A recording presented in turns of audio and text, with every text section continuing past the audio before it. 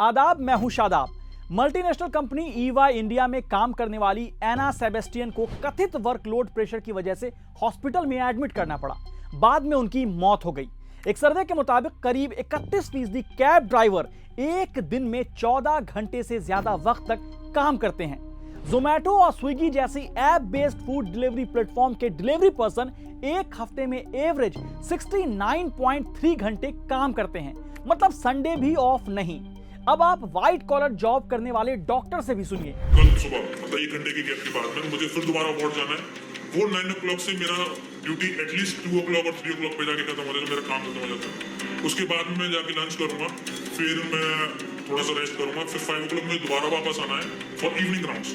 अभी तो जैसे इमरजेंसी आज तो आज हमारा डे रहता तो लगातार कभी कभी 36 आवर्स हो जाता है विदाउट एनी स्लीप। हॉलीडेज के नाम पे यहाँ पे कुछ हॉलीडेज नहीं मिलता, इवन संडेज को भी। भले इन सब का काम अलग है, लेकिन इन सब में एक बात कॉमन है, वर्किंग आवर, काम के घंटे। सवाल है कि भारत में एवरेज वर्किंग आवर क्या है? कानून के हिसाब से कितने घंटे काम करना चाहिए? क्या ज्यादा काम यानी ओवर वर्क के बदले सही दाम, सही सैलरी मिल रही है? अगर नहीं तो 90 घंटे और 70 घंटे काम करने की बहस छेड़ने वाले सीईओ साहबों से पूछिएगा, जनाब ऐसे कैसे? साल 1971 में राजेश खन्ना की एक फिल्म आई थी, हाथी मेरे साथी। उसमें एक गाना था, दुनिया में रहना है तो काम कर प्यारे, हाथ जोड़ सबको सलाम कर प्यारे। लेकिन सवाल है कि कितना काम करे प्यारे? 90 घंटे, 70 घंटे, 60 घंटे?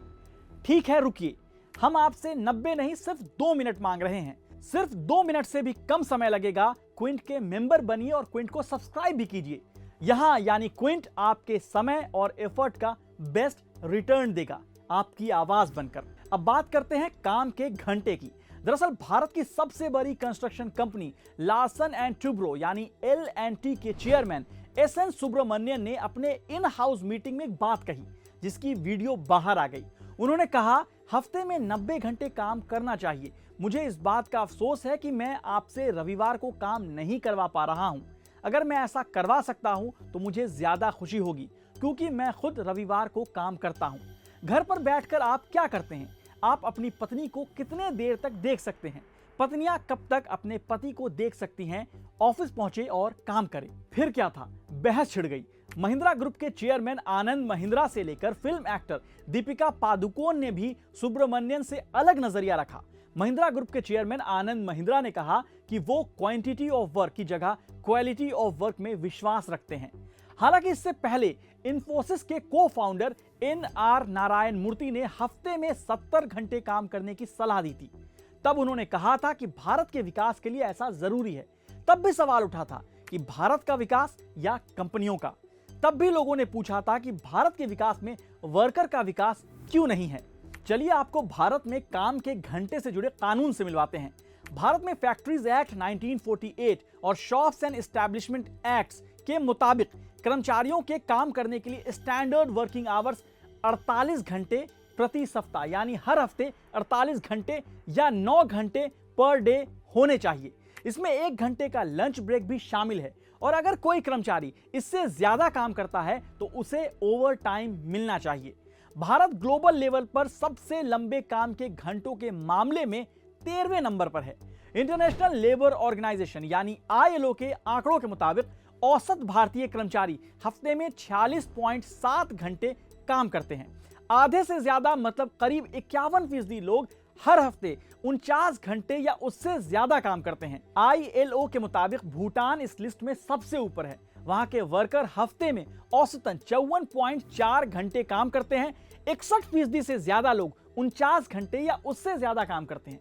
इसके बाद UAE है, फिर लेसोथो, फिर कांगो और कतर का नंबर है। अगर दुनिया की 5 सबसे बड़ी इकोनॉमी की बात करें तो इसमें भारत के कर्मचारी हर हफ्ते औसतन 46.7 आवर काम के साथ सबसे ऊपर हैं।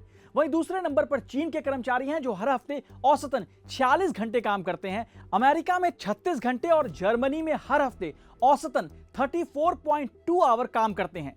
लेकिन काम के घंटे तो ज्यादा हैं, लेकिन पैसे यानी सैलरी का क्या? अगर भारत में मिनिमम मंथली अर्निंग्स की बात करें तो यहां ये सिर्फ $222 है, यानी अभी के हिसाब से करीब 19,177 रुपए।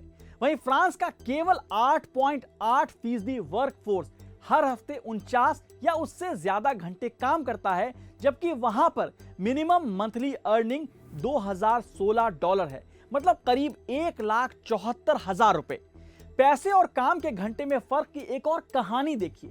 मार्च 2024 में पैगाम यानी People's Association in Grass Roots Action and Movements और Indian Federation of App Based Transport Workers ने ओला, उबर जैसे ऐप बेस्ड कैब सर्विस के ड्राइवरों और डिलीवरी पर्सन पर सर्वे किया था, जिसमें पता चला कि 43% कैब ड्राइवर हर दिन 500 रुपए से कम कमाते हैं और 72% ड्राइवर अपनी कमाई से महीने के खर्चों को पूरा करने में सक्षम नहीं थे।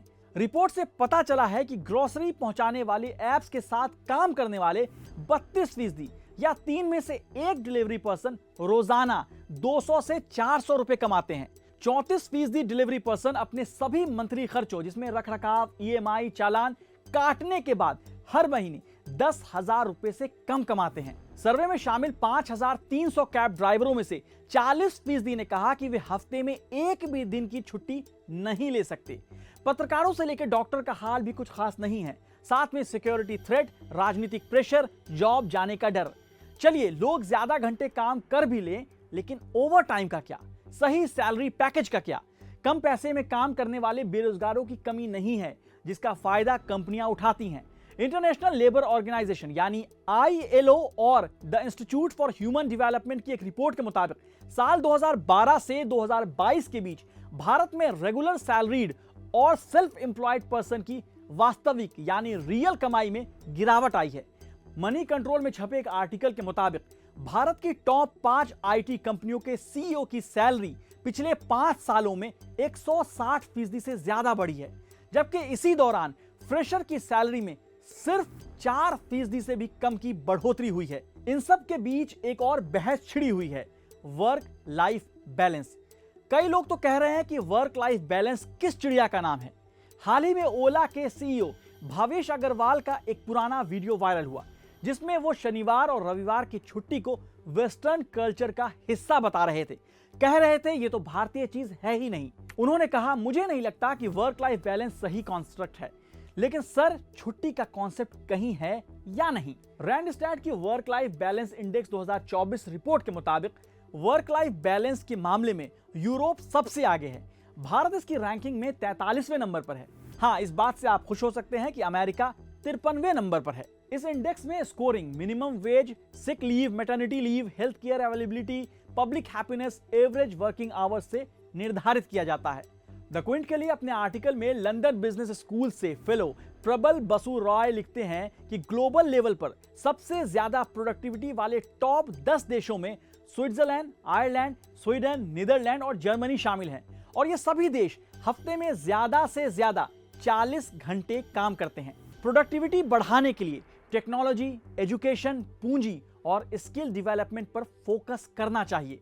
एक और अहम बात जिसकी चर्चा भारत में नहीं होती है, वर्कलोड की वजह से बर्नआउट, डिप्रेशन, एंजाइटी। साल 2022 में मैकेंजी हेल्थ इंस्टीट्यूट ने 15,000 एम्प्लॉय पर एक सर्वे किया था, जिसमें पाया गया कि 40% एम्प्लॉय ने एंजाइटी, डिप्रेशन की बात कही है। मेरीबडी और CII सर्वे में पाया गया कि 62% भारतीय कर्मचारी बर्नआउट का अनुभव करते हैं। ग्लोबल औसत 20% है, मतलब भारत में ये 3 गुना ज्यादा है।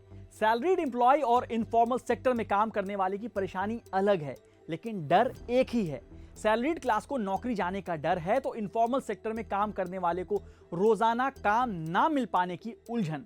हॉलीडे, सड़क बंद, बाढ़, बारिश, कुछ भी हुआ तो इनफॉर्मल सेक्टर वाले का दिन बर्बाद होगा। वो पैसे की आस में वर्क लाइफ बैलेंस शायद जानता ही नहीं है, लेकिन बड़े बड़े CEO ये जानते हैं। बेहतर सैलरी, ओवरटाइम का पैसा, मेंटल पीस, हेल्थ सपोर्ट, सुकून वाला वर्क कल्चर देकर देखिए। वर्किंग आवर से ज्यादा क्वालिटी वर्क पर बात कीजिए, फिर भारत की प्रोडक्टिविटी को बढ़ाने से कोई नहीं रोक पाएगा। नहीं तो लोग पूछेंगे, जनाब ऐसे कैसे?